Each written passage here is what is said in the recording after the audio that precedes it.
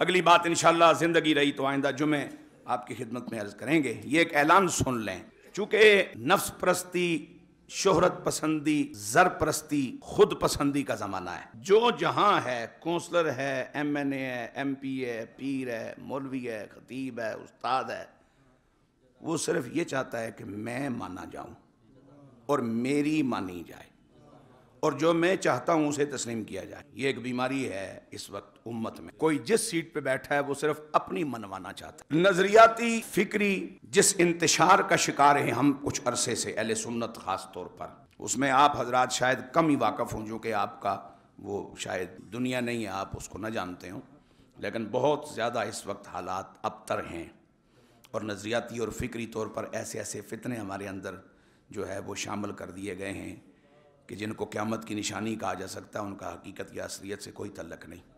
تو اس دور میں کچھ اللہ کے بندے ایسے ہیں کہ جو عقائد و معمولات و معاملات اہل سنت کی حفاظت کرتے ہوئے ان پر پہرا دے رہے ہیں،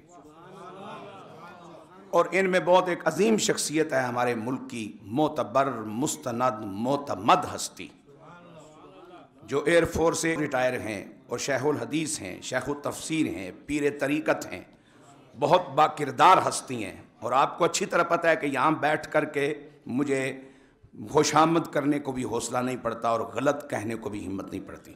میں وہی بات عرض کر رہا ہوں جو کسی میں موجود ہے۔ حضرت پیر سائیں غلام رسول قاسمی دامت برکاتہم العالیہ، سرگودا میں ان کی رہائش اور قیام ہے۔ انہوں نے 15 شعبان سے 27 رمضان المبارک تک 40 دن کا 30 پارے قرآن مکمل تفسیر عصر حاضر کے تقاضوں کے مطابق پڑھانے کا اہتمام فرمایا ہے۔ پنڈ دادن خان، جامعہ رحمت للعالمین، جوک فقیر، للہ روڈ، پنڈ دادن خان، جہلم میں۔ اور ان کی طرف سے آپ شوق رکھنے والے، ذوق رکھنے والے حضرات کو دعوت ہے، آپ وہاں پہنچئے، قیام کا انتظام بھی ہوگا، طعام کا انتظام بھی ہوگا۔ 15 شعبان سے 27 رمضان تک۔ کسی دور میں یہ دورے بڑے مقبول ہوا کرتے تھے۔ علامہ ابوالحقائق عبدالغفور حاضری صاحب دورہ قرآن پڑھایا کرتے تھے۔ شیخ الحدیث والقرآن غزالی زمان علامہ محمد زبیر شاہ صاحب چکوال میں دورہ قرآن کرایا کرتے تھے۔ لاہور میں جناب والا ابوالحسنات رحمۃ اللہ تعالی علیہ وہ دورہ قرآن کرایا کرتے تھے، جو حضرات مجھے یاد ہیں۔ تو یہ دورہ قرآن کا کسی دور میں بڑا محبوب اور مقبول عمل تھا، اور عام اہل ایمان اس میں شامل ہوا کرتے تھے۔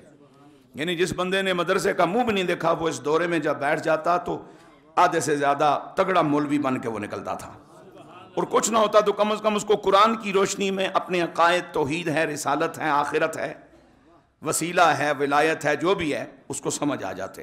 تو یہ اس دورے کا اہتمام ہو رہا ہے جی۔ آپ مجھ سے رابطہ فرما سکتے ہیں، میں دوستوں سے آپ کا رابطہ کروا دوں گا۔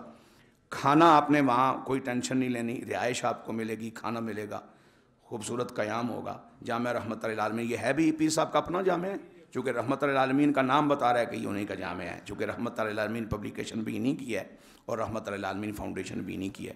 تو یہ بہت بڑی ایک عظیم ہستی ہیں، دنیا اور دین دونوں علوم کے یہ بہت خوبصورت جو ہے وہ ان کے پاس صلاحیتیں موجود ہیں۔ تو آپ میں سے جو نوجوان دوست اگر کوئی وقت نکال سکتے ہیں تو مجھ سے رابطہ کر لیں، میں انشاءاللہ اگر 2-4 ہی ہوں تو ان کو تو میں خود چھوڑاؤں گا۔ 8-10 ہزار روپیہ ہی لگنا ہے نا، کیا ہے بس۔ اور اگر 8-10 ہزار روپیہ اتنے اچھے کام کے لیے لگ گیا تو ہم نے وہ کیا قبر میں لے کے جانا ہے، کیا کرنا ہے؟ اگر 2-4 ہوئے تو وہ تم کو تو میں خود چھوڑاؤں گا وہاں، لیکن زیادہ ہوئے تو پھر وہ کنو بتا دوں گا وہ کیسے آپ نے جانا ہے۔ تو اس پہ بھی ذرا توجہ فرمائے۔